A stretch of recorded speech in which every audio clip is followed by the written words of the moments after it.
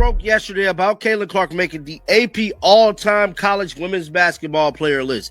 She was on there with the greats like Candace Parker, Cheryl Miller, and a host of others. Well, we all know who's been following Caitlin Clark. At least I know, and I know a lot of people back in. The internet erupted yesterday when Rebecca Lobo helped create the AP's all-time women's college basketball team. And guess who made first team? Caitlin Clark, over Maya Moore, over legendary players who won multiple championships. The backlash hit instantly, but here's what nobody's talking about. The actual statistics that justify this decision are so overwhelming. They expose exactly why people are really angry, and it has nothing to do with basketball. By the end of this video, you'll understand why this controversy reveals something much bigger about how we judge greatness. Let me show you what everyone missed.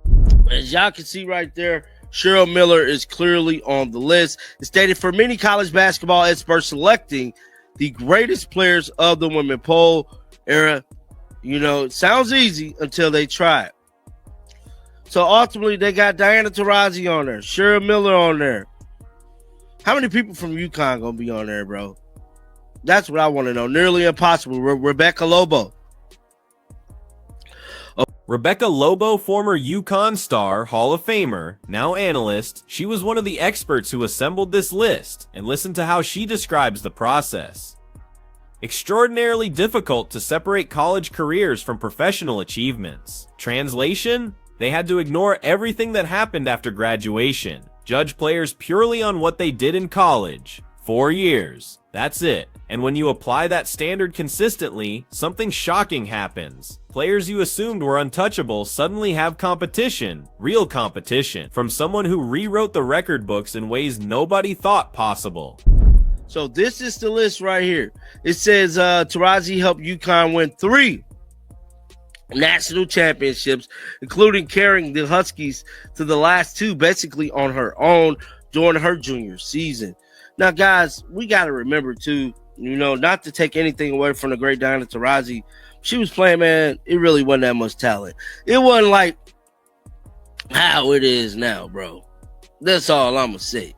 You know, I ain't going to diminish what Diana Taurasi did, but, you know, the playing field wasn't the same for CC, bro. The first team looks like this. Diana Taurasi at shooting guard, Cheryl Miller and Brianna Stewart in the front court, Candace Parker rounding it out, and Caitlin Clark at point guard. That means Maya Moore, 2-time National Player of the Year, 4-time All-American, 2 national championships. She's second team. The comment sections across social media absolutely exploded. CC was cold, but she's not better than Maya Moore. Where's the championship ring? This is disrespectful to the legends. But here's what those critics conveniently ignore. When you actually examine what Caitlin Clark accomplished in college, the argument isn't even close. And I'm about to prove it with numbers that'll make you question everything you thought you knew about greatness. What is you saying? Maya Moore was second team, bro. CC the point guard on this team, bro. Facts, bro. Facts. She doesn't have a ring to her name. Who gives a damn? These are individual accolades. By your thinking, many notable NBA or WNBA players would have never been named for these types of awards. I am aware, but Maya Moore is still far better individually than, bro. Maya Moore is not better than Kayla, bro. All-time NCAA Division I scoring leader, men's or women's. Read that again, not just women's basketball, all of college basketball. She owns records that transcend gender categories. 548 three-pointers made men, individual record in history.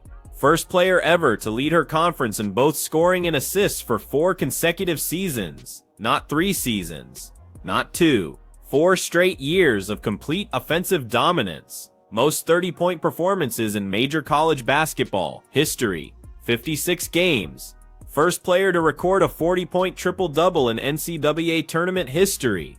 These aren't cherry-picked stats. This is systematic destruction of every offensive record that matters. Replace Caitlin Clark with Cheryl Swoops. Somebody said I would have to agree. I did know more 1-2 PO player of the year and not number 1. She should be first team. I don't give a damn. This is college. This is college. Hold on. Where's that? Where's that? Because this is college, bro. Who is that right there? Yeah, this is We talking college. And if you're talking college, bro, records achieved and milestones, all-time NCAA Division I scoring leader, man. Now let's address the elephant in the room, the championship argument. She never won a title, so she can't be considered the greatest. You know who else only won one college championship? Michael Jordan, one title at North Carolina in 1982. Then he left for the NBA and became the undisputed greatest of all time. Nobody holds that single college championship against him when evaluating his greatness. Nobody says, well, he only won once in college, so he can't be the GOAT. You know why? Because individual excellence matters. Dominance matters. Rewriting what's possible matters. And here's the part that makes people uncomfortable. Caitlin Clark's statistical dominance over her peers exceeds what Jordan did to his college competition. Jordan, dog. One player in NCAA history to lead her conference in both scoring and assists in 4 consecutive seasons. All-time leader in 30 plus point performances in major college markets.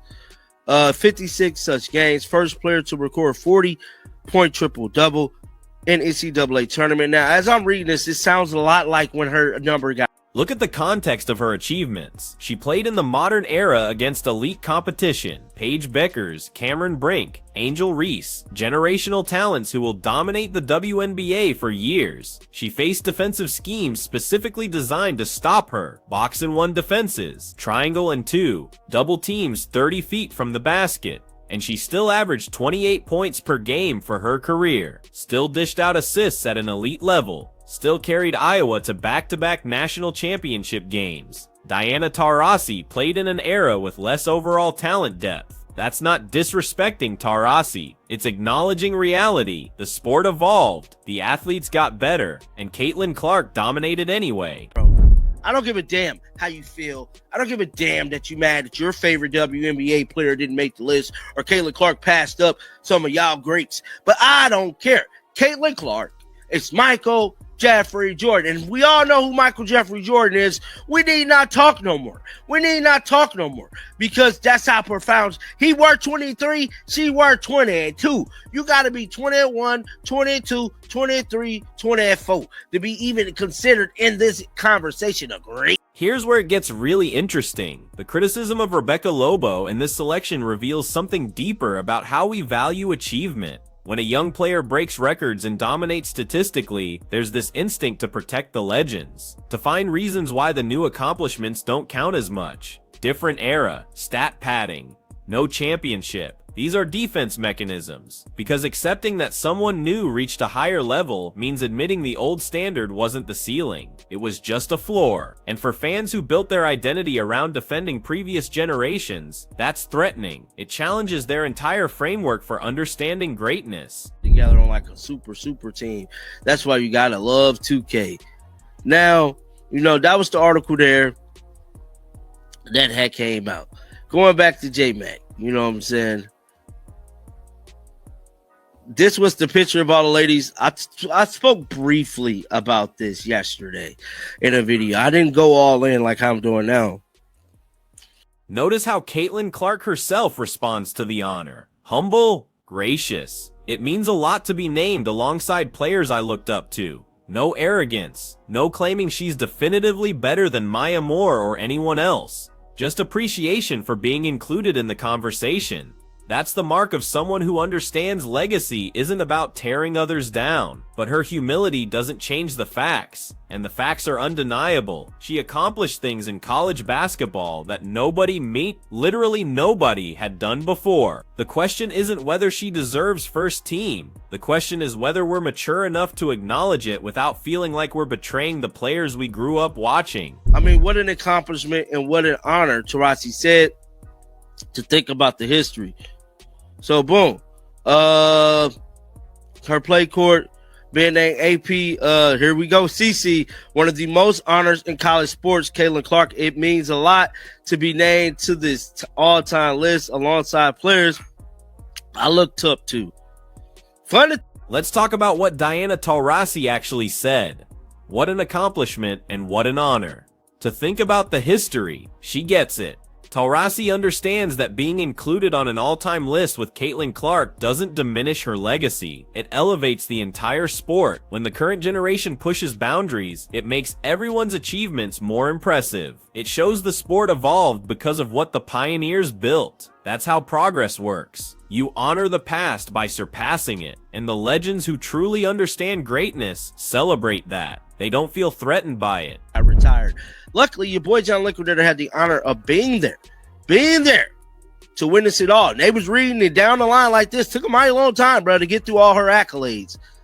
And then to kind of sum it all up for you, this picture alone sums up everything. That's why her name is hanging in the rafters at Carver, bro. I don't give a damn how you feel. I don't give a damn that you mad that your favorite WNBA player didn't make the list or Caitlin Clark passed up some of y'all greats. But I don't care. Caitlin Clark, it's Michael Jeffrey Jordan. And we all know who Michael Jeffrey Jordan is. We need not talk. Here's the breaking point in this entire controversy. The anger isn't really about basketball analysis. It's about cultural identity. For years, women's college basketball existed in relative obscurity. The legends from previous eras fought for recognition in a sports landscape that ignored them. They built something meaningful despite the lack of mainstream attention. Then Caitlin Clark arrives, and suddenly everyone's watching. Sold-out arenas, record TV ratings, national media coverage. And some fans of the earlier era feel like their heroes are being forgotten in the hype. Like Clark is getting credit for popularity they never received. That resentment is real. It's understandable, but it's misdirected. Clark didn't steal anything from previous generations. She built on what they created and took it further than anyone imagined possible. Bro, let's just be honest. And y'all mad at Rebecca Lobo, she telling like it is. She keeping real. Did y'all not see all them damn accolades, man? Get down in the comment section. Let me know. Rebecca Lobo knew this list would create controversy. She said it explicitly. Hall of Fame caliber players wouldn't make the cut. That's the nature of all-time teams. Somebody gets left off. Somebody's feelings get hurt. But the role of experts isn't to manage feelings. It's to make the hard calls based on objective analysis. And when you remove bias, when you look purely at college accomplishments without the halo effect of professional success, Caitlin Clark's case becomes ironclad. She didn't just have a great college career. She had the greatest statistical college career in the sport's history. That's not opinion. That's documented fact. So what happens next? Does this controversy change how we evaluate greatness going forward? Or do we keep having the same tired arguments every time someone new breaks through? Here's what I know. The numbers don't lie. The records speak for themselves. And 50 years from now, when people look back at college basketball history, they'll see Caitlin Clark's name at the top of nearly every meaningful statistical category. They won't care about Twitter arguments or hurt feelings. They'll see dominance. Alright, Baskley fam, this one's intense. Do we finally accept that greatness evolves? Or do we keep protecting the past? Drop your thoughts below.